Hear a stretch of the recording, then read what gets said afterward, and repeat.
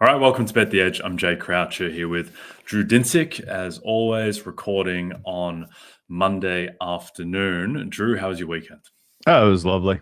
Nice and quiet. Really, this whole last week, I've been resetting, ready for the Olympic crush coming up, and then of course the NFL season, which is feels very real now that we're having teams report to camp, and we're getting ever closer to this Hall of Fame game, so it's time to start getting serious.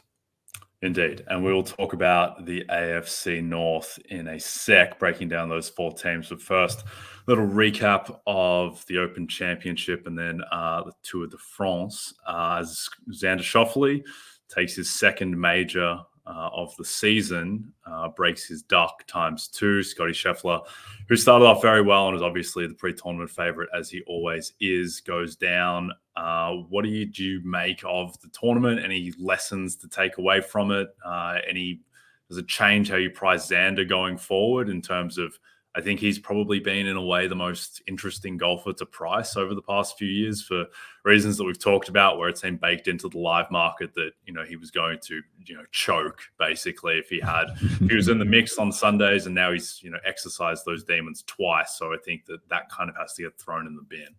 Yeah.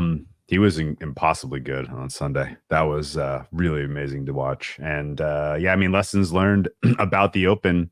And maybe this is like kind of basic. I should already have thought of this, should have brought it up last week. But the longer you can wait to get your bets down and the better understanding you have of what wave bias is going to be like for those first couple rounds can really help kind of give you a little bit of a head start because a lot of it ended up being shaped by how difficult the play was, particularly as you got into the Friday afternoon time window. So fascinating though, just in general to see. I took a little bit of rose after his amazing 68 on day two. I thought, man, if he can play that well in those conditions, this guy is very, very likely to pull this out. And sure enough, the only better round was Xander's final, or at least quality of play relative to the conditions was Xander's Sunday round, and that was enough to get the win. And it's awesome. It's easy to cheer for Xander. He is a very, very I think a good steward of the game, and having broken through this year at the PGA Championship and backing it up in the same calendar year with another major is just freaking awesome. I think that if we had sort of a runaway, Scottie Scheffler's dominating golf, that can be interesting to a degree. But if this becomes like a two-man race now, where these guys are, generating a real healthy rivalry and winning multiple majors, over the course of the next couple of years, I think that's very good for the game of golf. And I think just in general, I think that the Open was well served to have a champion of the quality of Xander Schauffele. So all around, I think just good for the sport, and happy with the outcome. Even though I didn't necessarily win any money on this, it was an enjoyable watching experience.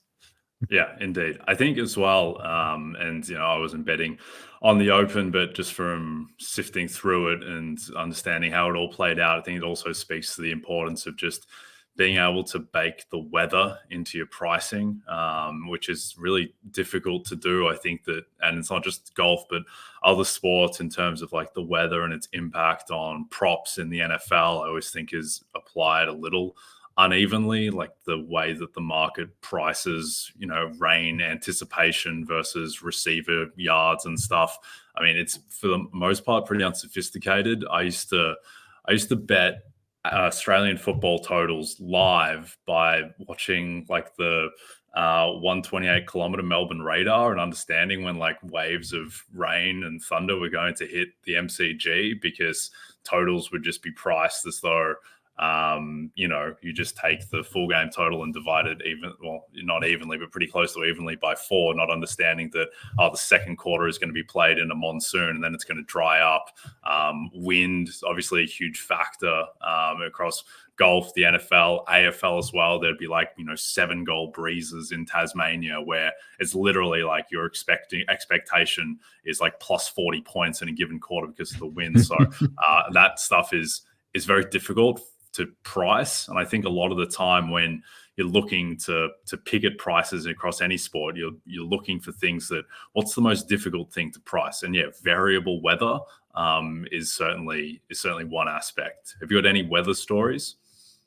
Man, I mean, I definitely, my biggest loss I remember was the 2-3 years ago now. It's been a while, but San Francisco, they had the atmospheric river came through San Francisco, and the dome team, Indianapolis Colts, were out in the bay, and I think I bet a lot of under at every price all the way down. It had massive CLV, and there was a getaway touchdown for Michael Pittman at the end of the game that busted me. I think that is one of a dozen like just wild hard luck stories I have when it comes to betting the weather. It's one, I guess, and at this point now, it's not like I don't bet weather. It's like if you're expecting massive market movements once things get digested, then I'm just a little bit more aggressive now at trying to capture middles, because sometimes there's an over adjustment if everybody is ahead of it and then comes back against it. But that was I like your story about the Australian Football League. I just wish I mean that type of application in the NFL would be awesome, but we don't have quite that much variability, I suppose. No, we don't. Look, I remember that Colts Niners game. I watched it in a bar in Nashville, I think, and looking at the stat lines now, like Jimmy G threw for 181 yards. Carson Wentz threw for 150 yards. Like, it wasn't a high offense game, and then it ends 30-18 somehow. But so it goes when Carson Wentz and Jimmy G are opposing each other. Weird stuff can happen. Weird stuff didn't really happen to the same extent in terms of outlier results being thrown up in the Tour de France. Tadej Pogacar secures his third Tour overall, really climbing the ranks of history. What did you make of the Tour? I loved it. It was an interesting and unusual tour because of the schedule implications. They didn't finish in Paris. They finished in Nice. Nice, by the way, beautiful. The time trial that they did there, and the fan support was awesome. And just in general, the outcome was incredible. I had lots of Pogacar. I needed him to, kind of stay strong and finish well, and he did. And I think while he'll be the main takeaway for a lot of fans and cycling enthusiasts out of this race, it's important to note, like, he was the best rider in the field. He's the best cyclist, in my opinion, and he had the best team this year, and he was in the best form this year. His chief rival, Jonas Vingegaard, was dealing with fitness, just a deficit. He had a massive collarbone injury from a wreck in April and really didn't get his full training cycle in preparation for the race. And so he was coming in at a huge disadvantage from Jump Street. On top of that, his team and some of his chief lieutenants were unavailable for the race and or were out of shape themselves. And so, it kind of played to expectation for the most part. But the way that Pogacar in general, like he answered every single attack with such authority and such ability that it was eye opening. Like, he had more even than he was able to than he gave in this tour, which is impossible to say considering he won 6 stages and won the yellow jersey by 6 minutes. Like, this was absolutely dominant from Tadej, and I think him now having done what hasn't been done since Marco Pantani in 1998, where he wins the Giro and the Tour in the same year. Like, this is pretty impressive and pretty awesome. And it sets up a really exciting Tour de France for next year, where presumably after Tadej wins 2 and Vingegaard wins 2, and now Tadej had the advantage this year with Vingegaard being injured. If they both come in healthy next year, then you can really kind of see this setting up as sort of best of 7 series type of deal, where it will be very, very exciting to see if Visma as a team is in a better state next year, and Vingegaard in general is as healthy. Because when Vingegaard was showing some peak stuff in this tour, he was awesome. He did steal a stage from Tadej early on. I believe it was stage 11. And he didn't have enough legs to, kind of continue his attempt to stay with him. But I would very much expect next year is going to be a 50-50 race if both come in healthy. And I'm very excited for that. Now, the real takeaway and the real key that I think in general stole the show because usually the Tour de France is all about the yellow jersey and who wins the most stages. And we even had a subplot this year of Mark Cavendish winning stage 35 and becoming the most decorated stage winner of all time on the Tour de France. But for me, the entire story got stolen by Benim Girmay of Eritrea. First Black African to ever win a stage at the Tour de France, and then carried that not just once, but won 2 additional stages, and then won the green jersey for the points classification, which is basically to say that he was the best sprinter of anyone in this field. And that was actually a really compelling race down the stretch because Jasper Philipsen came on strong and won some late stages with a really solid push from his team Alpecin. But I thought that Benim Girmay and Intermarché, as far as just the shocking, surprising storylines, was ultimately stole the show from what was kind of a not very, while dominant, was also not very not too much drama really in the general classification. But Benim Girmay winning was just outstanding.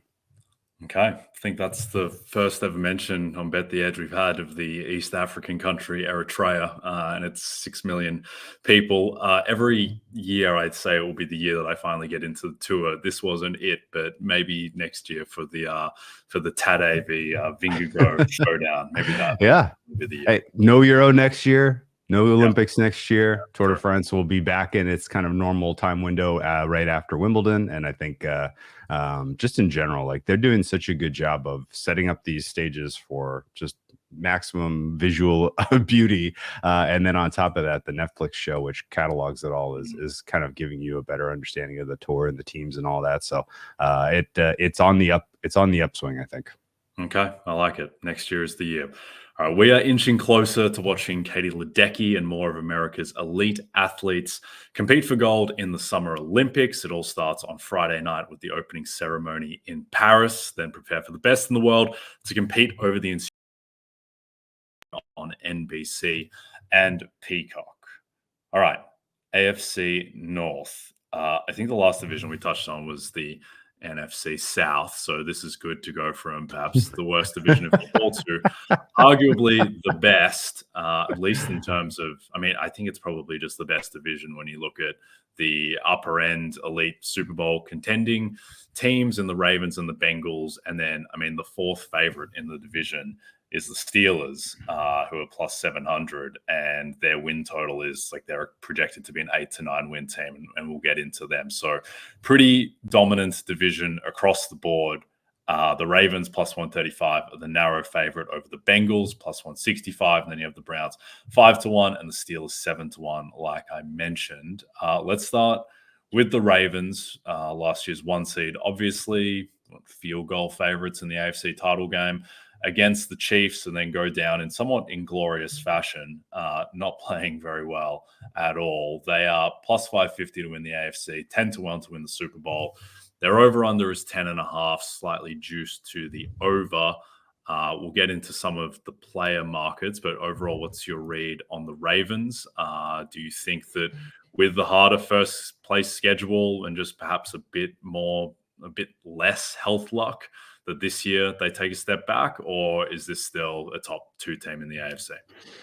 I have reservations that they're going to be favorites to go to the Super Bowl in the AFC Championship game again.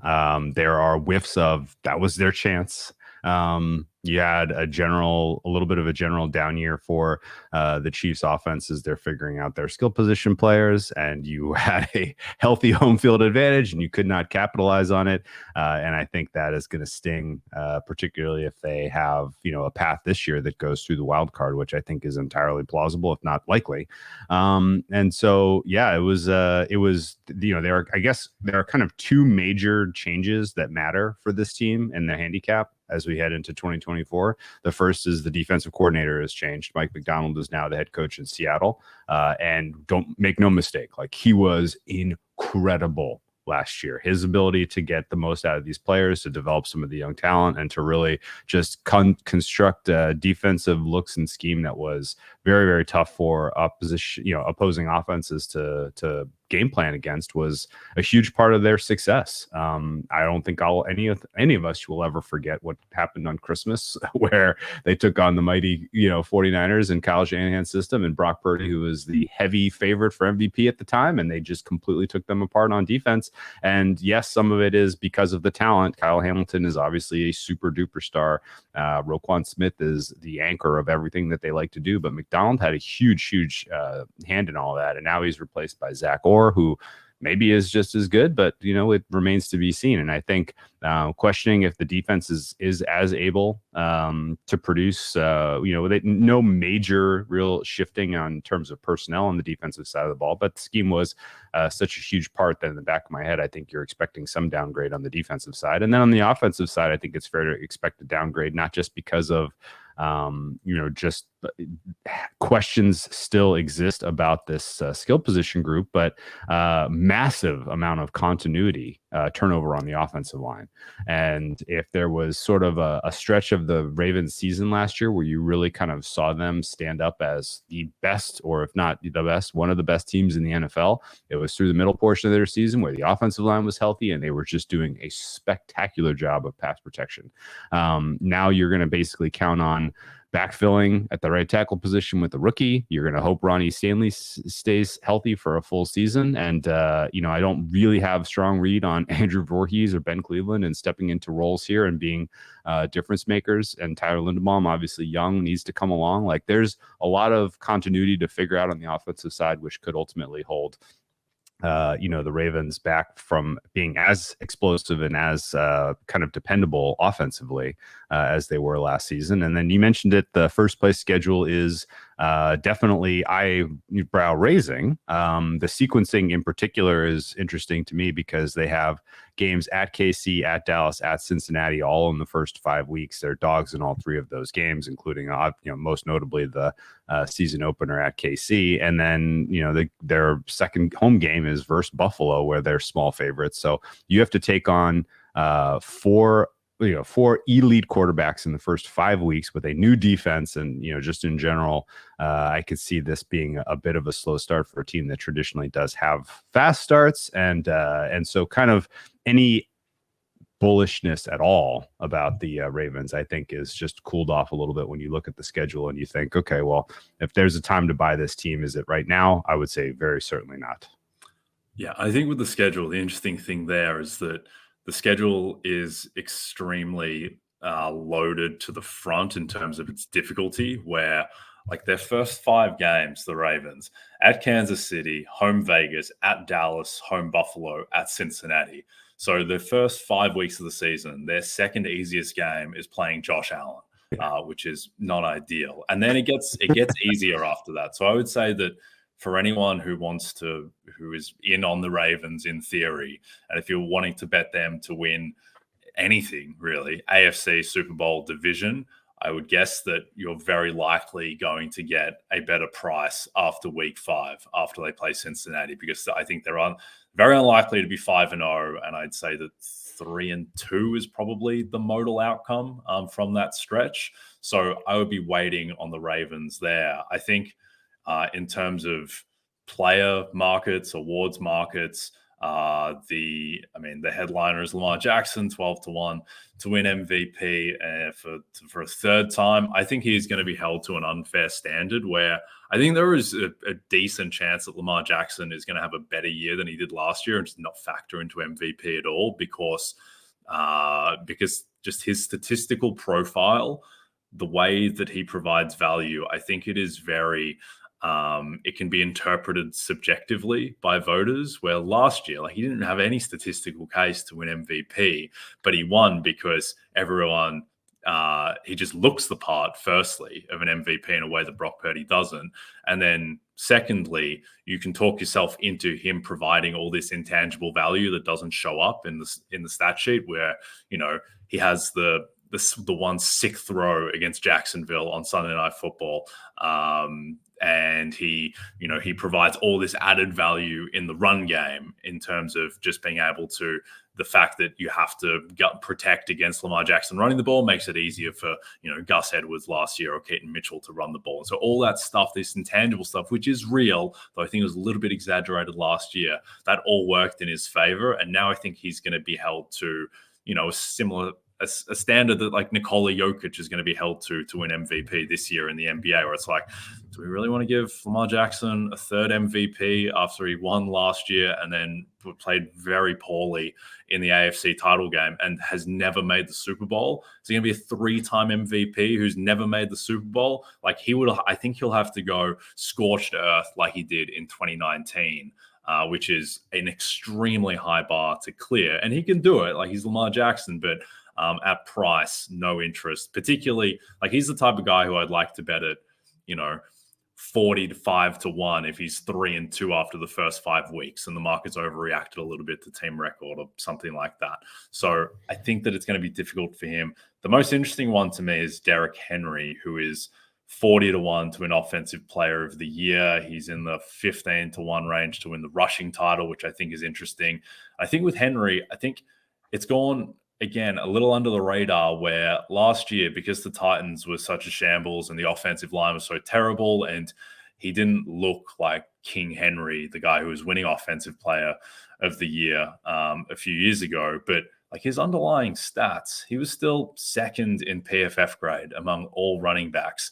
He was among the top 35 running backs in terms of carries. He was 6th in terms of yards after contact per attempt. I still think he's largely the same guy. And you can say that, how does that make sense? Like he's coming off statistically in terms of surface numbers.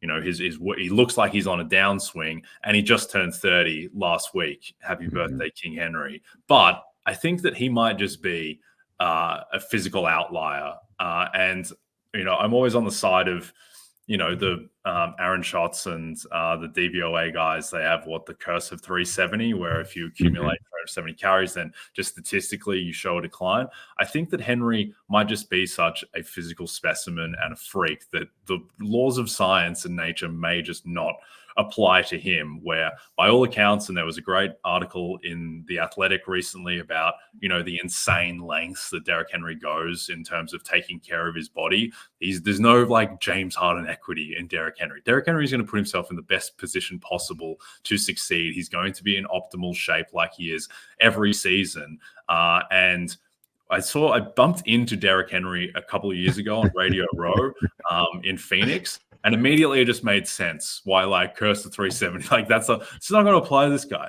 The guy is not of this planet. Like, he's as broad as he is, like, tall. Like, it's absolutely insane. I've never seen anyone like him. The only two NFL players who I've seen in person where I've had to do a double take are just like how they kind of exist physically on the planet are Derrick Henry and Myles Garrett. Those two guys just do not look like real human beings. And Henry, it's even more pronounced. So I don't know. I'm kind of done doubting Derrick Henry. I want to see, like, I'll believe in like the underlying stats falling off when they actually do. So I don't know if just Derrick Henry in a backfield that like Lamar Jackson creates all this extra rushing value. The team's expected to win 11 games. Like, can he really be 40 to 1 to win Offensive Player of the Year?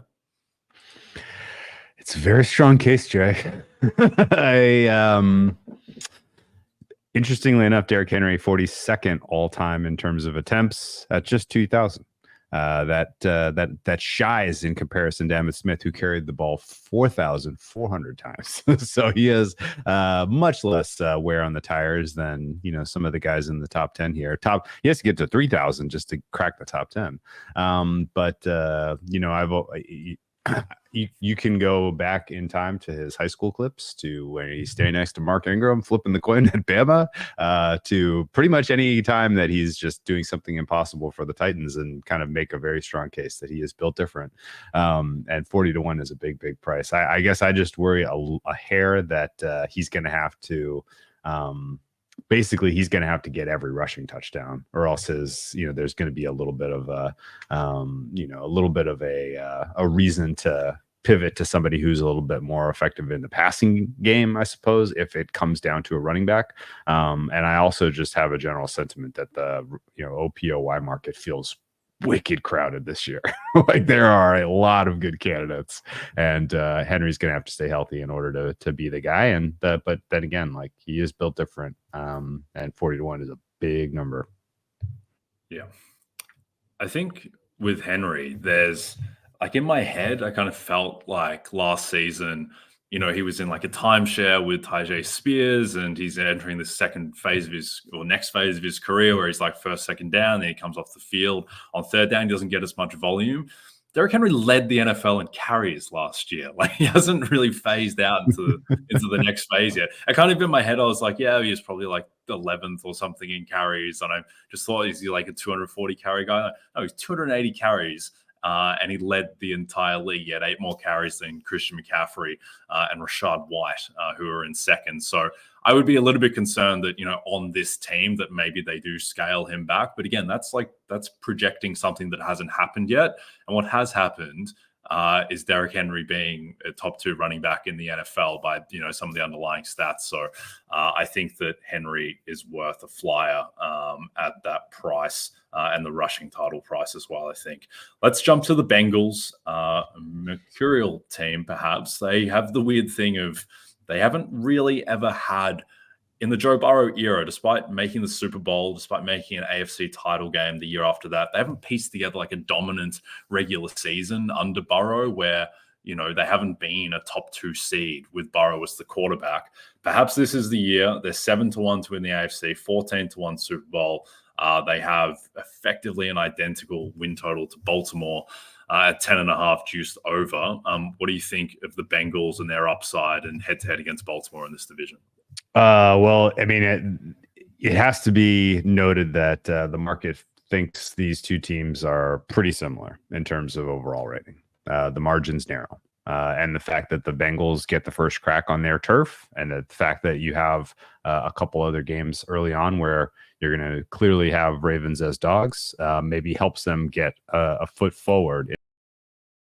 Even though it's worth noting, like their schedule doesn't start especially tough outside of the Baltimore game, with one exception, which is they also go at KC. KC welcomes both Baltimore and Cincinnati in the first 2 weeks of the regular season this year, which is fun. But around that KC and Baltimore game, you get New England, Washington, Carolina, Giants after Baltimore. You should win those games pretty comfortably. Like this is a team that if you can kind of zero in and win that Baltimore contest week 5, you should be out to at a minimum a 5-1 start with a head-to-head win in division that matters a lot. So I think does that kind of factor into when you bet the Bengals, if you bet them? Without question. And then I kind of look at the rest of their schedule, and I think there's definitely a noticeable difference in terms of the overall difficulty compared to the Baltimore Ravens, but it wasn't as much as I was expecting it was going to be when we talked about them in the offseason. And I think just in general, the key for this team reaching their potential this season is, and really kind of like you said, they haven't really ever put it together for a full 17 game season.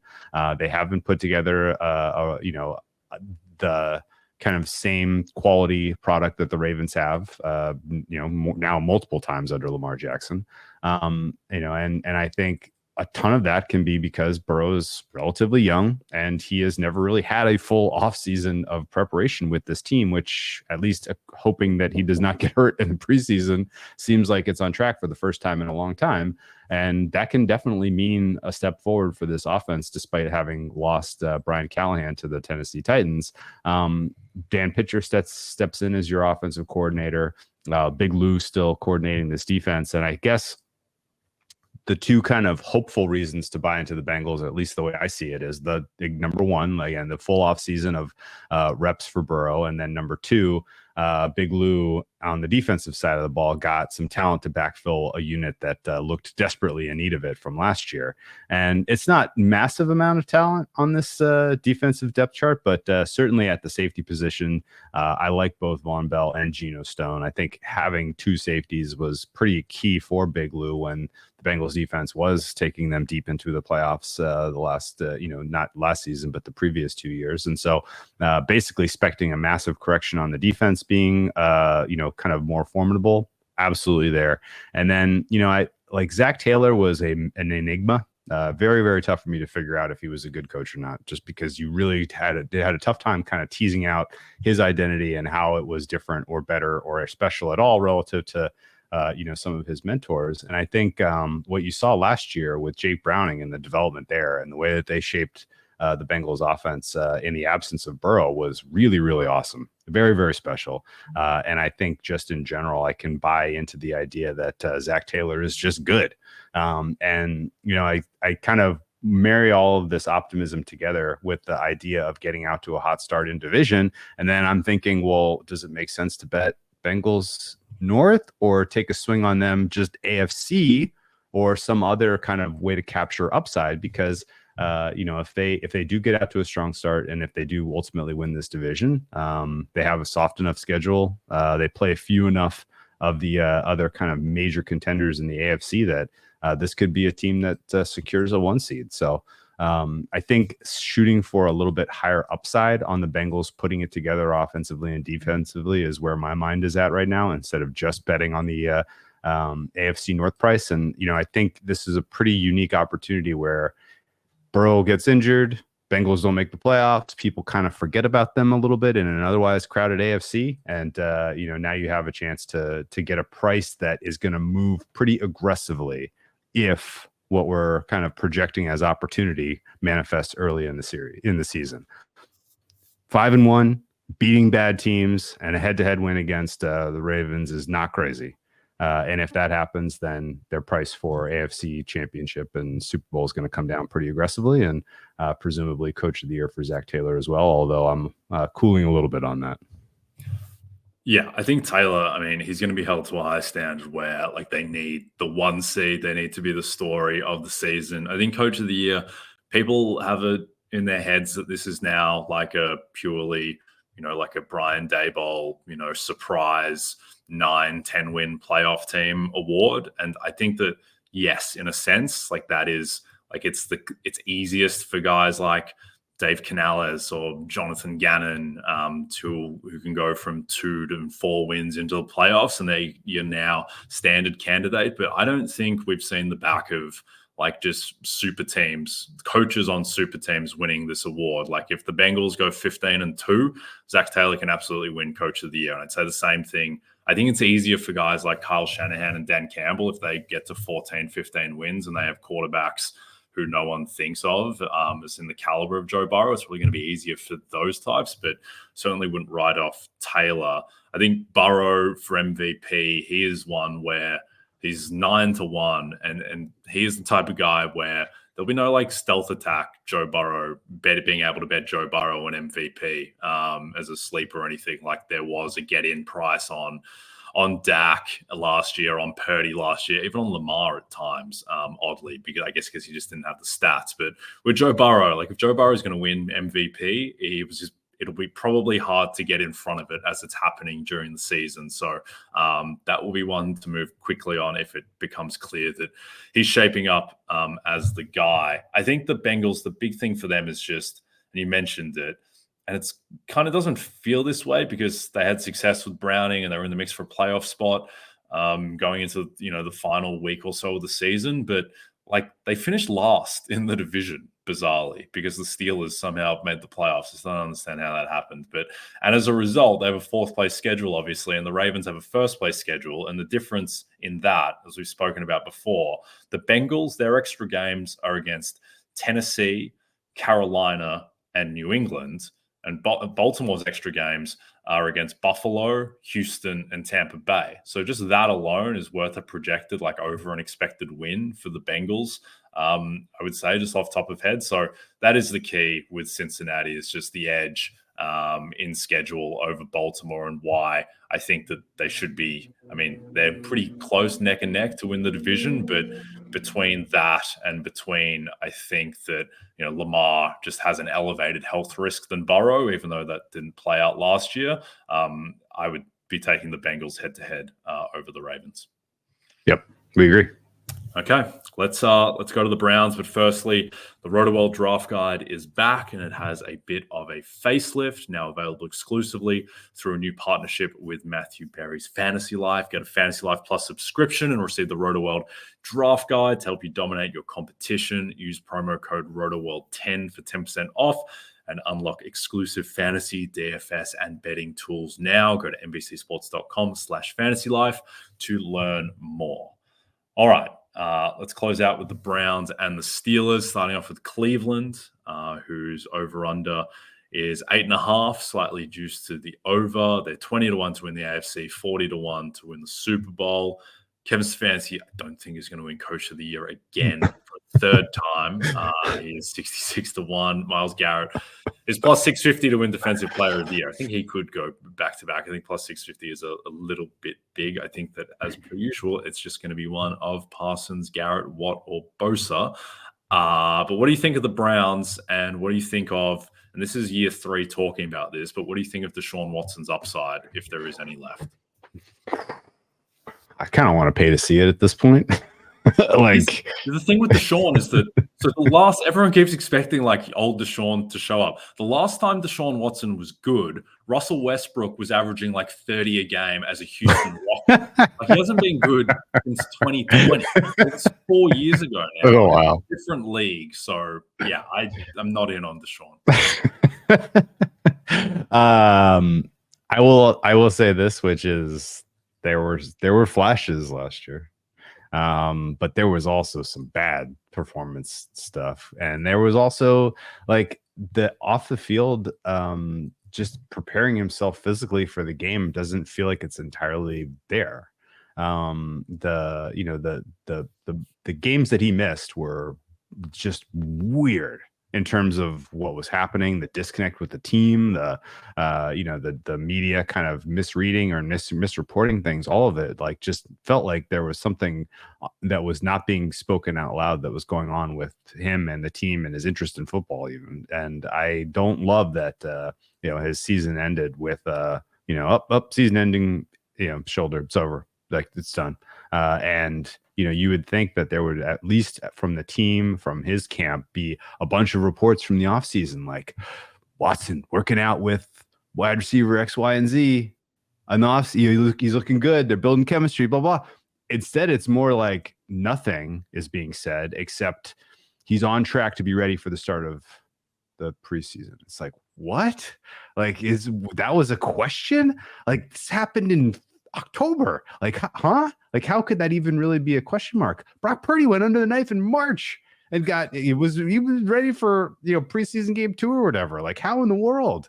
And so I definitely have, like, my hackles are up, like this, like he just may not. There may be nothing there. There may be nothing left, and that you could see something weird where if he's ineffective or if he calls his own number. And the team just loses their patience, that this becomes the Jameis Winston project. Like, that wouldn't shock me. And I think just in general, like you remove the quarterback question from the handicap, and it looks like a really, really good team. They're a little bit weak in terms of depth at the skill position group, but I'm not counting a ton on Elijah Moore contributions, and you got really very, very little after that at the wide receiver position. David Njoku's fine. Nick Chubb seems to be on track to be a major contributor, and the offensive line is great. So this offense in Stefanski's system, if they get above replacement level quarterback play, should be a threat to the rest of the AFC North. And the defense is, as we all know, like, they have the best, if not one of the top 3 defensive players in football, and Myles Garrett anchoring a defensive line that is just downright scary. And they had a huge step forward last year from some of their secondary play, to the point where the defense was the clear and obvious best, and they retained their coordinator. They retained most of their talent. I don't see any realistic reason to expect that there's going to be a backslide here on the quality of play on the defensive side of things. And so, it all comes down to, what do you get at the QB position? And then if it's good, this is a 10+ win team and very much in the mix to win division, if not surely have a chance at a wild card again.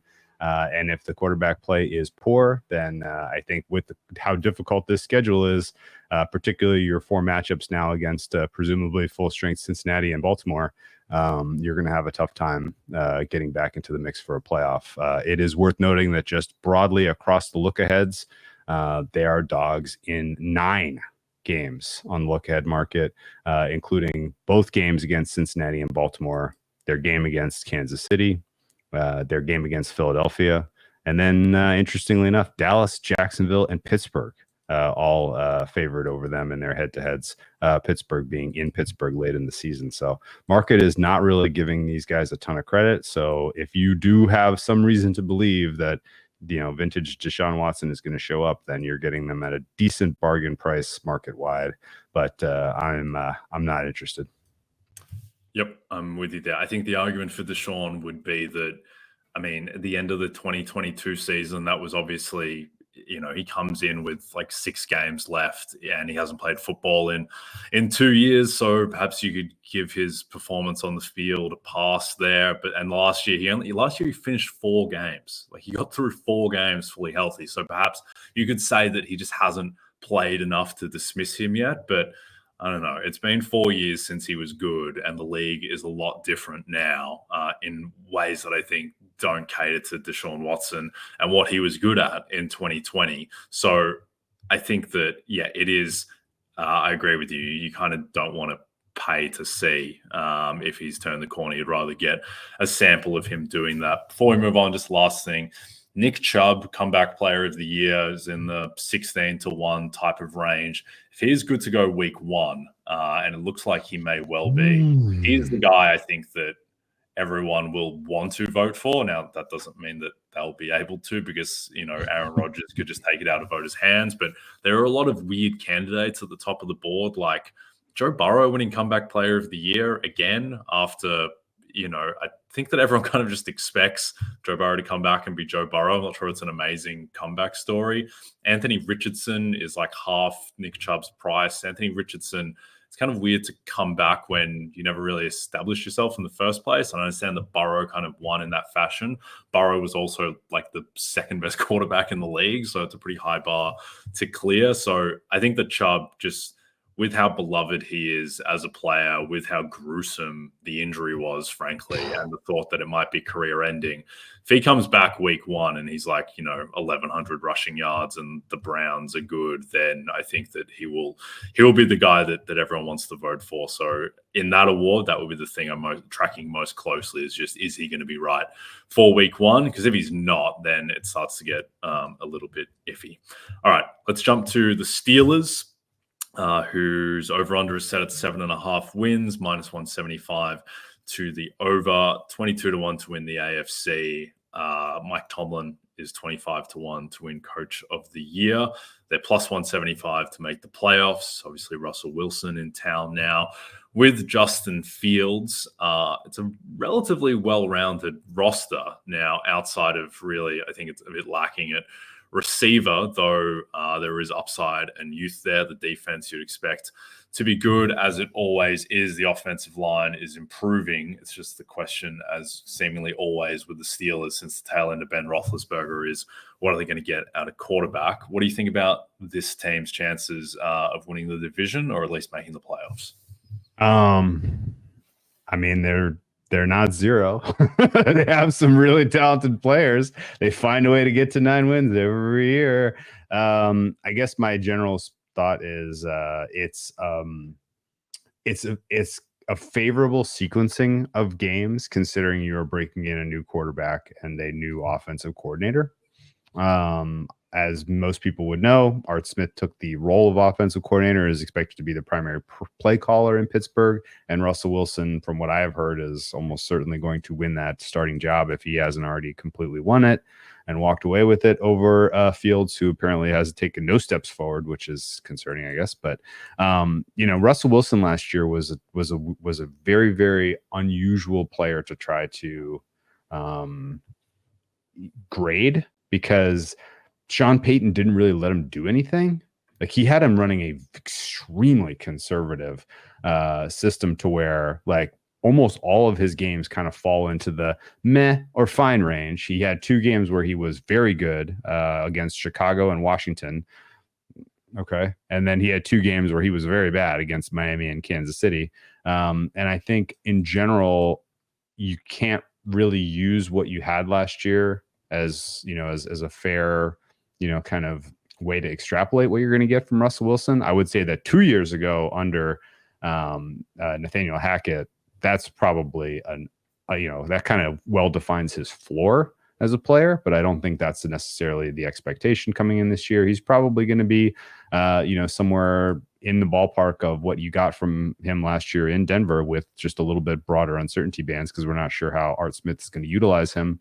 I will say that Art Smith in general did a nice job in Tennessee, helping revitalize the career of Ryan Tannehill. So this is not a completely unknown path for him to be on, trying to reclamation project for an older quarterback. And there are plenty of older quarterbacks who have been able to surprise us with, play late into their 30s. And the major transition for Wilson really is his athleticism declined as he got older and, just a little bit slower in Seattle. It kind of affected overall his ability to operate at the position.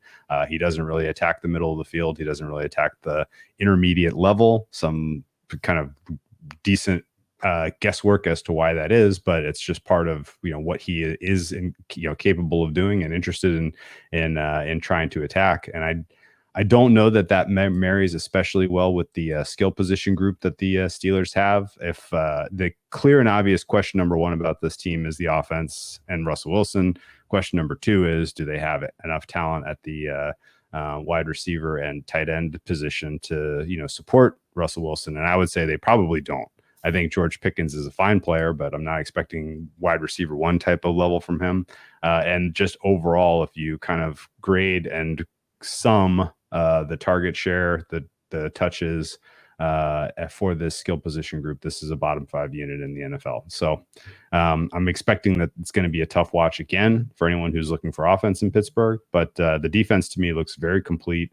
And again, like anytime you can anchor a defense around the quality of play of the likes of a TJ Watt, you're at least going to have an opportunity to to be a special top 5 defense in the NFL. I will go on record that I did not like the acquisition of Patrick Queen. I think that he was the beneficiary of a lot of what Roquan Smith did in Baltimore, and is not necessarily the kind of worth of the compensation they gave him. But I will also say that they did a nice job of bringing in decent pieces in the secondary to go along with Joey Porter Jr. and Minkah Fitzpatrick. So overall, there's 1 or 2 soft spots on the defense, but it looks pretty complete to me. And I think that's really where, kind of games will be won and lost for the Steelers. And because their offense is such a question mark, they're probably going to have to hold teams into the mid to low teens to have opportunities to get wins. But the schedule, particularly through week 10, has a lot of opportunities to win those types of games. Where the schedule gets really, really just hellaciously difficult is week 11 on, where they get Baltimore, Cleveland, Cincinnati, Cleveland, Philly, Baltimore, KC, Cincy. If they haven't already locked up 9 wins by then, I'm not sure they're getting them, because the only game that I would expect that they close favorite in that entire stretch is versus Cleveland on the 14th. And again, if Cleveland is playing better football, maybe they're not even favorites at home on the 14th. So it's entirely possible they could lose their final 8 games of the season, and that would lock up the first losing season of Mike Tomlin's career. Yeah, that would be bad for the Steelers if they lost their final 8 games. I do like that. It's an insane run home, but you would rather those be the last 8 games of the season than the first 8, just with attrition and by backloading these games, as opposed to if you have to play Baltimore in week 1, you're much more likely to have to face Lamar Jackson than if you have to play him in week 16. Sure. So it is better that those games are at the end, but it's not ideal that there's just no easy game at all from week 11 onwards.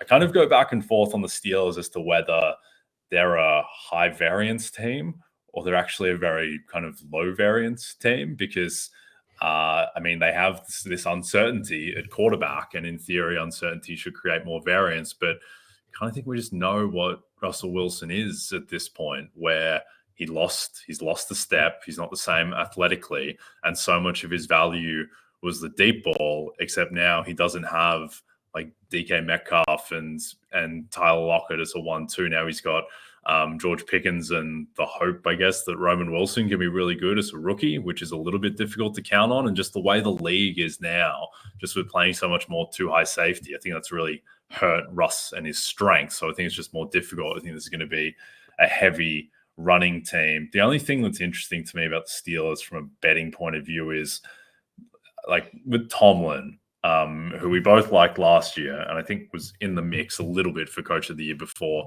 they started losing games to the Patriots and the Cardinals. So he's 25-1. There's some 30-1 about on Tomlin to win Coach of the Year, and just does that reconcile with the Steelers being 7-1 to win the division? And so is Mike Tomlin is he a greater than 30% chance to win Coach of the Year if he wins the hardest division in football? I think yes, slightly, but again, it's kind of he's an interesting, I guess, kind of avatar for just how you think about that market, because in theory, you'd be like, oh, if Tomlin wins the AFC North, that implies that he's probably got, 12, 13 wins. He has fixed Russell Wilson in theory. They're going to have this dominant defense. Like, yeah, there's all the ingredients, but then I think you have to go through like, all right, well, what does that beat and what does that lose to in terms of other Coach of the Year cases? Like, all right, well, it probably, if Dave Canales makes the playoffs, which is a 10% chance, I think it loses to that. If Jonathan Gannon goes 11-6 with the Cardinals, like, does it beat that? Maybe, probably not. I don't know. Like, they probably have to get the 1 seed to be really sure that it wins. Like, if you win the AFC North and you're a 2 seed, like, to win this award, you have to be like the story of the season. It has to be definitive. It has to be a real superlative. And there's definitely worlds where it could be, but probably have to get the 1 seed. I'm not sure there's any better way to bet the Steelers upside than that, but just not sure. Do you think this team, do you think of the Steelers as a high variance team? I don't, because you're right that they do have a high variance proposition at quarterback, but it's the factors that you can count on to secure an actual upside aren't really there. Yeah. Like you mentioned it, like your 1-2 punch at wide receiver is presumably George Pickens and Roman Wilson. That does not strike fear into the heart of opposing defenses. I'm sorry to George Pickens and his fan club. And, everybody else that they've brought in really is like, they're just fighting for, wide receiver 3 type of role and opportunity between Van Jefferson and Scotty Miller and Quez Watkins. Like, I don't think any of these guys are really moving the needle a ton. I think the other thing is that, like, if you had some sort of broad, innovative, interesting scheme, like something that was really kind of solving current modern defenses, then okay.